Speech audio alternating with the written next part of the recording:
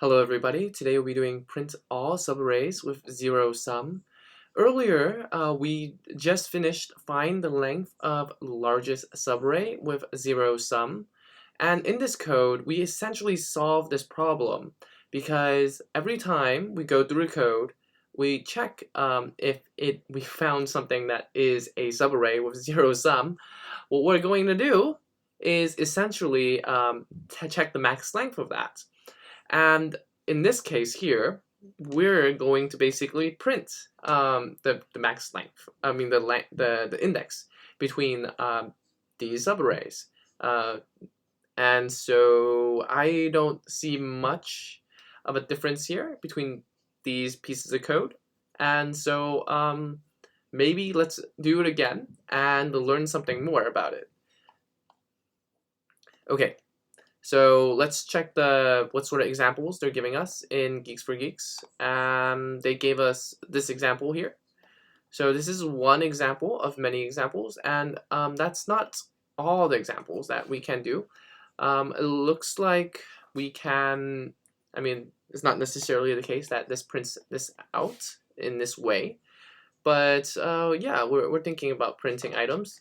And if there's nothing printed, there are no subarrays, I think we should just print nothing. So suppose we get this particular situation here, where we have 1, 2, 3 and nothing was available to create 0.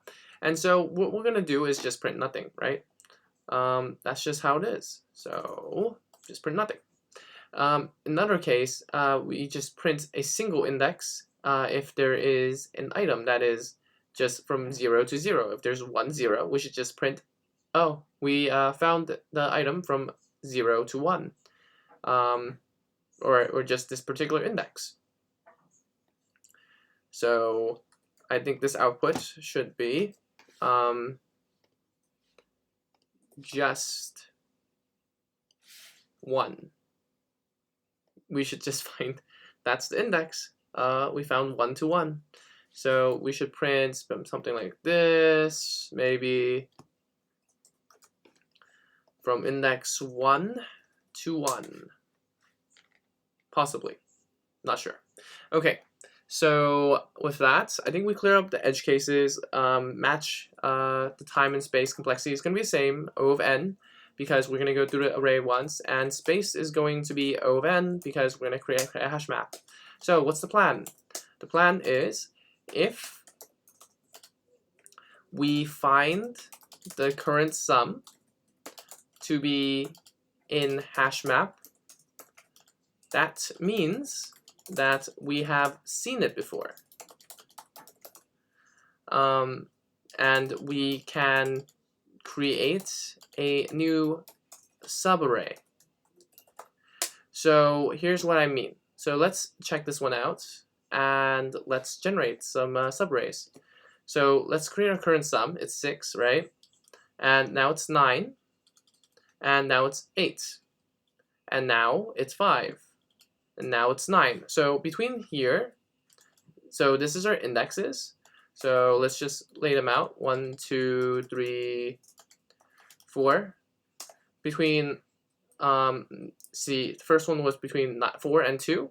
So we found it between this location and this location that gave us index. Between these items here sum up to 0 because we ended up with a 9, as you can see. So that's our first index between 2 through 4. Okay, so essentially we repeat this process and we continue. So here we have a 7. Here we have a 9. We have 9 again. That means we can see that we have a 5 and a 6. So we can do this one here between 9 and 9. So that gives us a item where we see from 2 to 6. So we're always going to be 1 more than the previous item and this current index. And we're going to see another 5 and 6. So we're going to see 5 through 6, as you can see. So how are we going to do this? That means we need to store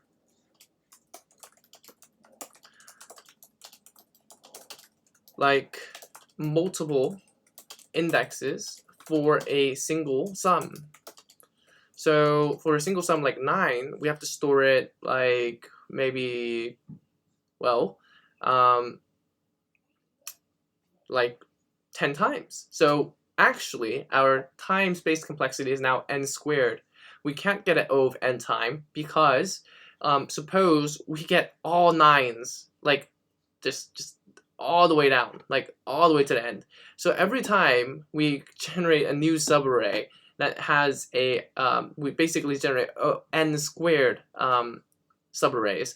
And what I mean by all the way down, I mean just all of these are subarrays, and we're getting subarrays from here to like 1, like we have like every single one of them, like from 1 to 2, right? You know, like they're all 9s. They're all 9s because look at this. We have 9 here, we have 9 here. They're all 9s, right? So we're generating subsums from this one all the way down. Like every one of these are subarrays, okay? So that's what's going on. So that's going to be n squared. What's the space time for this? Is going to be space is going to be O of, it's going to be O of n because we're just storing this item at all the indexes, and we only have n indexes. So that's the we have a time and space of n squared, and we have to update that. Yeah, it's not possible to do it O of n with this type of situation. Okay, so we store multiple indexes for a single sum. That's the difference between our current problem and the previous problem. So there we go. And as you can see, we can keep going forward with this code, and let's get the same subarray, and that means that we can address all of these issues. So, right, 4. So 4 is going to be 13, 19, ooh, and we're going to be a negative 12. We're going to get a 7 here. So we're going to have 6 to 9. And lastly, we're going to have a negative 7, giving us a 0.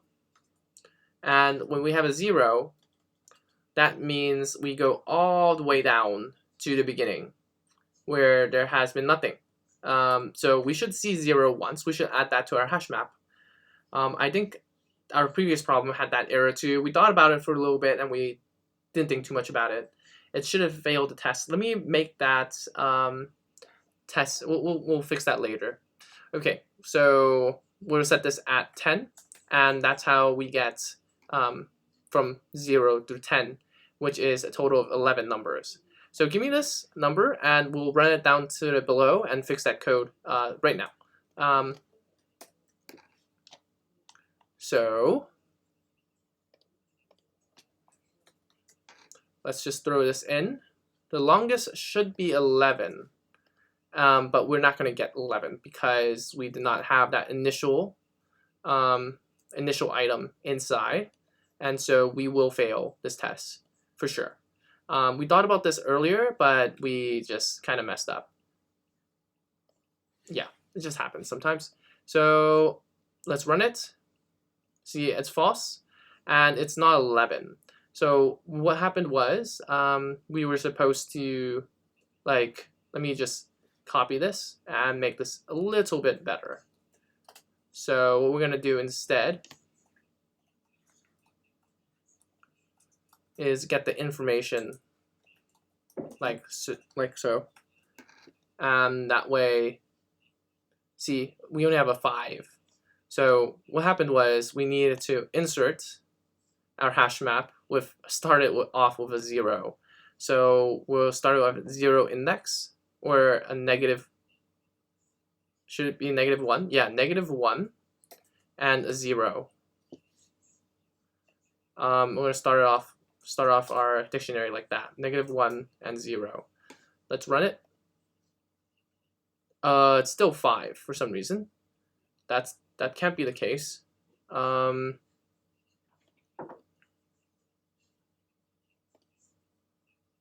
Uh-oh. So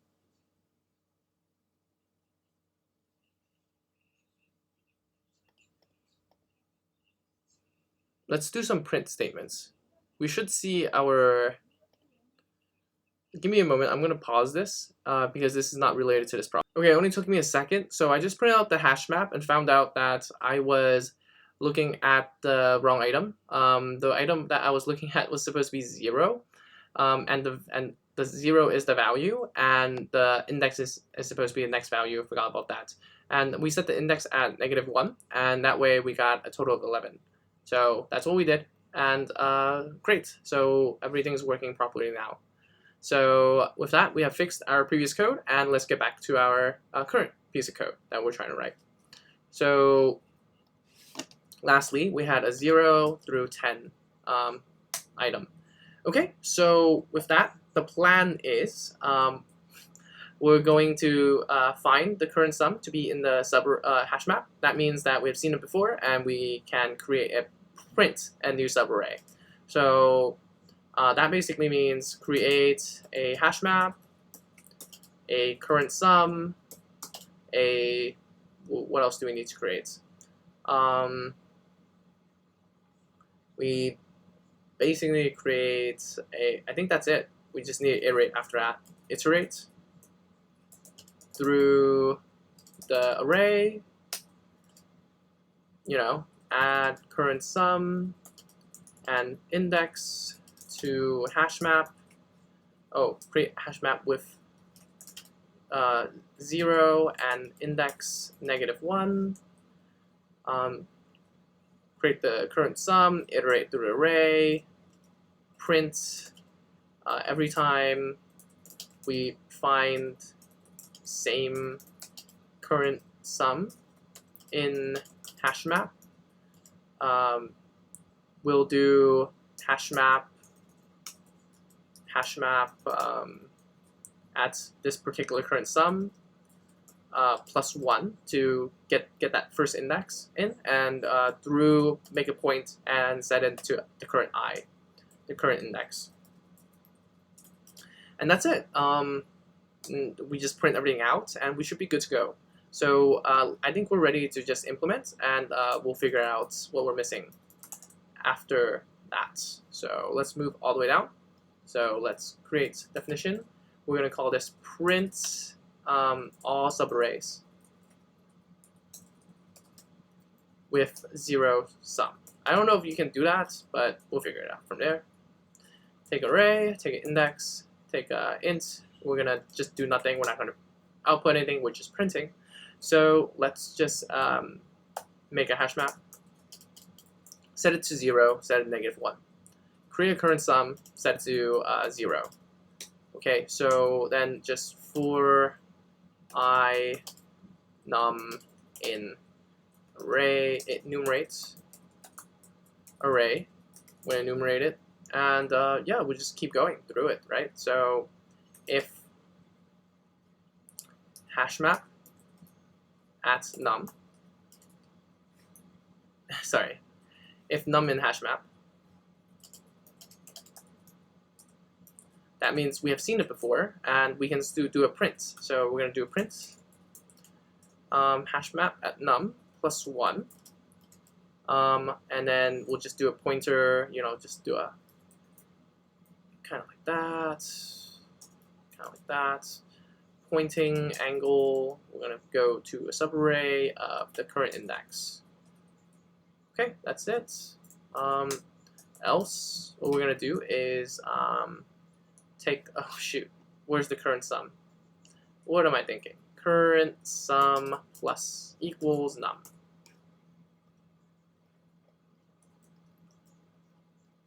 So we do that.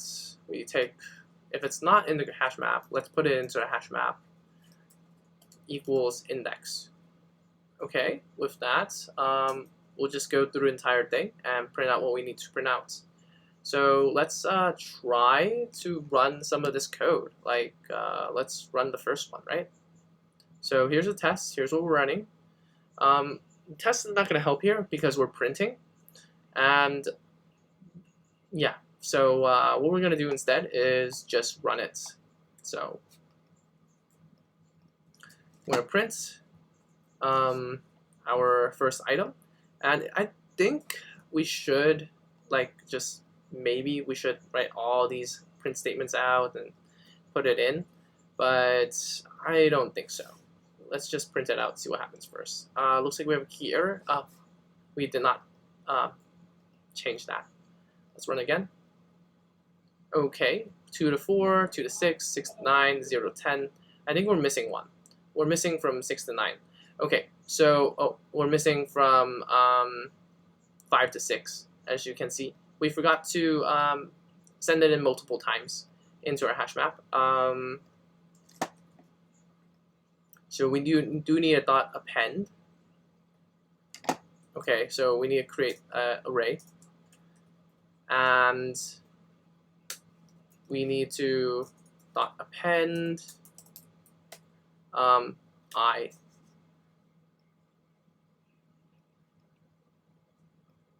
Right? Yeah. So we do the append I at the end.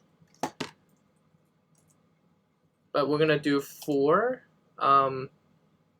the index in hash map at the current sum, and we're going to print this every time. We're going to take this index and print it every time. How did we forget that? I don't know why we forgot this statement.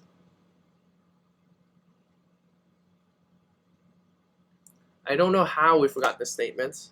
I'm really not sure what happened there. But this gives us the correct answer.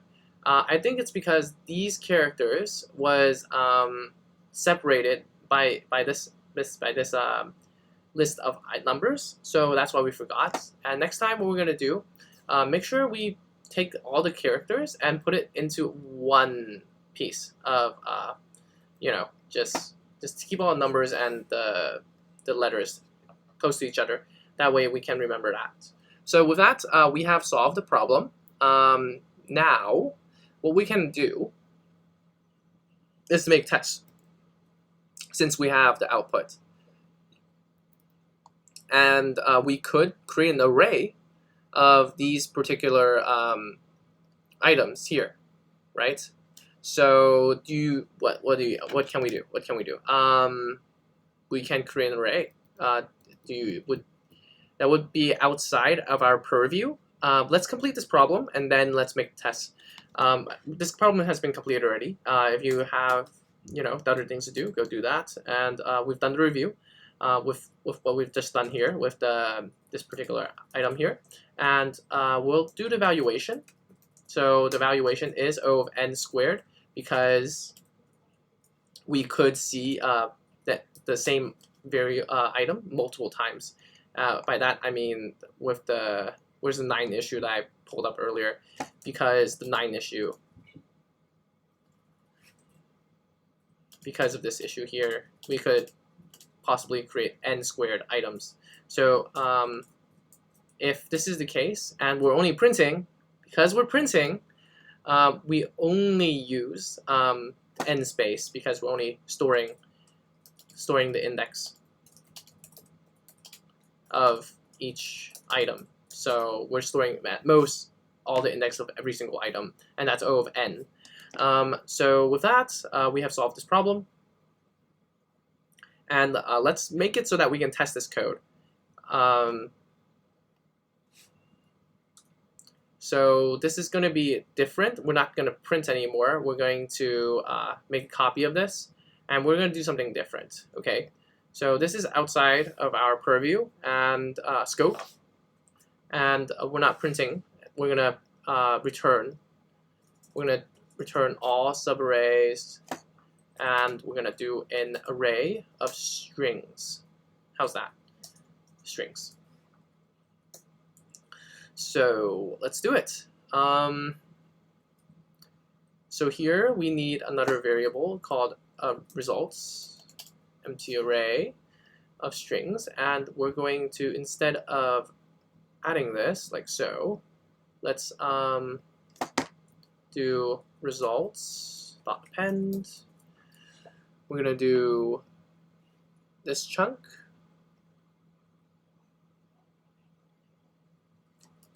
plus and a string like this, and then do another plus the I. Okay, with that, we're not printing anymore, and we're generating these items. So with that, we can make tests now, and we're going to return the results. So go down to the bottom, and let's make more tests. So I think these tests are no longer in our, I mean, well, it's fine. So let's check out this item here. Instead of this function, let's grab this function here and add it in. So then we will grab these items. So the reason why I did not choose to print out every statement is because what are we gonna do? We're gonna, every time we use the function, we're gonna print it out? No, that's not how we do things. So we want to be able to just, you know, be able to make these tests so that we don't have to look at the results. We just see pass or fail every single time. And once we see pass or fail, that means we can see the issue that we have or not. No issues. So let's check it out. We might fail, we might pass, it doesn't matter. We might even be able to run the code. As you can see, we need to stringify these items here. So I don't know exactly if we can do just throw in an f string. That would be pretty cool, actually. I'm gonna give that a shot just to see what happens. Currently we're returning false because, oh, there's no error. My goodness. What a blunder. It should pass now. So it's passing, it's true. We're looking good. So what happens next is that we should run a couple more tests, just like these ones here, and go from there, right? So these are 2 tests that we wanted to run to make sure that everything's working fine. We also want to do something else. I forgot, but we'll just finish this off first before this output should be an empty array, and this output should be just from 1 to 1.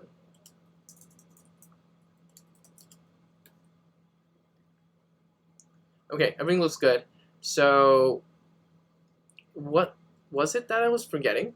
I'm not sure what I was, oh yes, the f string. So we wanted to try if f string works, and that's important to us. So because next time I write this code, I want to know if I'm able to just grab the f string, and is it going to be easy for me? So we don't know unless we try and fail. So let's try. So it does work, and we don't need to write this complex piece of code here. We just use the f string from now on. So with that, by failing, we learn. Okay, so if you enjoyed this video, like and subscribe. Want more videos, check the link in the description below. Thank you very much, and I will see you in the next one.